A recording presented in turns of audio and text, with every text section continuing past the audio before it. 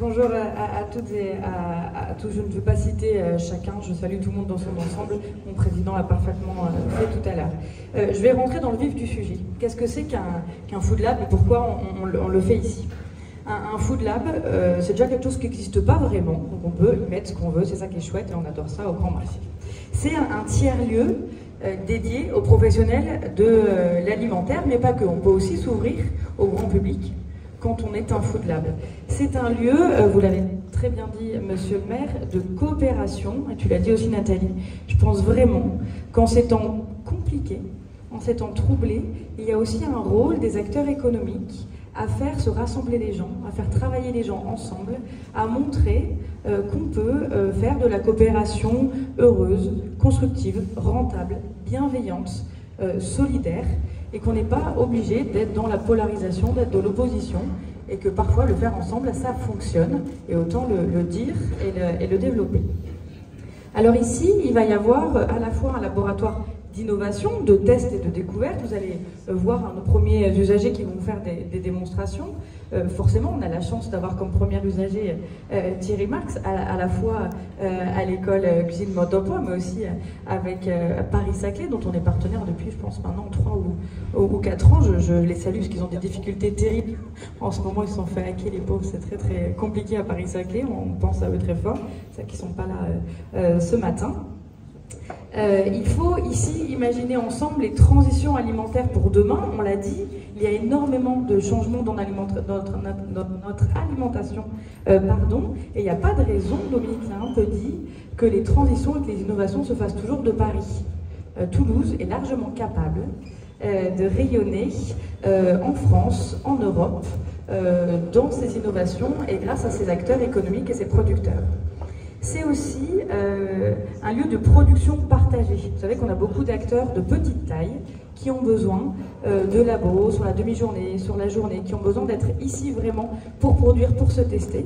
C'est aussi un lieu parfaitement adapté pour le faire. C'est un lieu d'insertion et d'innovation sociale. Ça, maintenant, je pense que tout le monde le sait. Bien évidemment, l'école de cuisine l'incarne parfaitement avec son ADN, mais ici on accueille des gens de tous les horizons, de tous les parcours, on y tient très fort. Vous savez qu'au marché, à peu près 20% de notre masse salariale est éloignée de l'emploi. C'est important aussi que ce genre de lieux soient des lieux d'accueil pour tous les parcours qui sont tout à chacun aussi riches les uns que les autres. C'est un lieu d'apprentissage et de formation.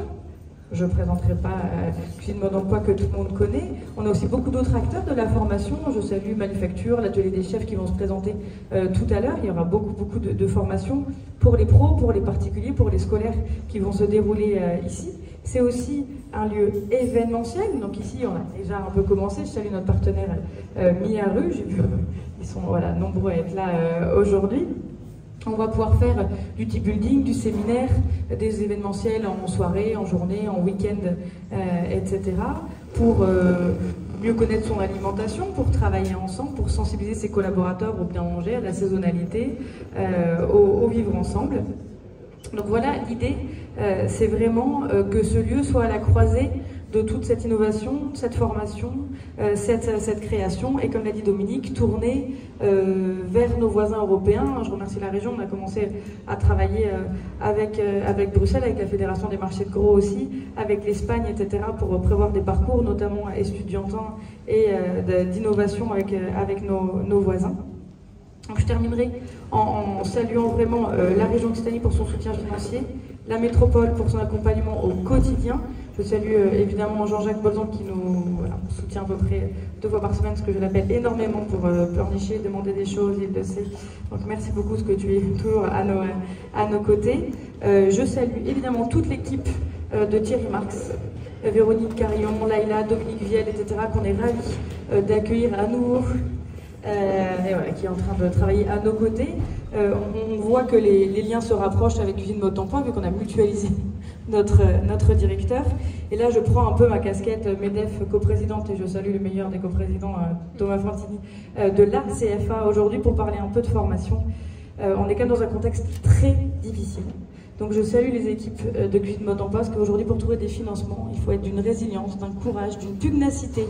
Pour ceux qui connaissent, Nathalie, tu connais les sujets par cœur, hors du commun. Et c'est vraiment compliqué, parfois, de rester courageux et de tenir debout quand on est à la tête d'organismes de formation. Donc bravo, parce que je sais à quel point vous êtes tenace. Bravo pour votre action depuis toutes ces années. Et enfin, une pensée pour Guillaume Gomez, qui a dû partir hier pour le Japon pour défendre le bœuf de Kobe. Je vois pas en quoi c'est plus important que nous, mais je n'arbitrerai pas les décisions présidentielles, surtout en ce moment. Donc il nous a fait une petite vidéo. Comme nous sommes un petit marché de province, nous n'avons pas de quoi la diffuser. Donc elle est disponible sur tous vos réseaux sociaux. Je vous remercie à toutes et tous et je passe la parole à Dominique qui va expliquer dans les détails les offres de services avant de laisser clôturer Monsieur Marx cette session. Merci à tous.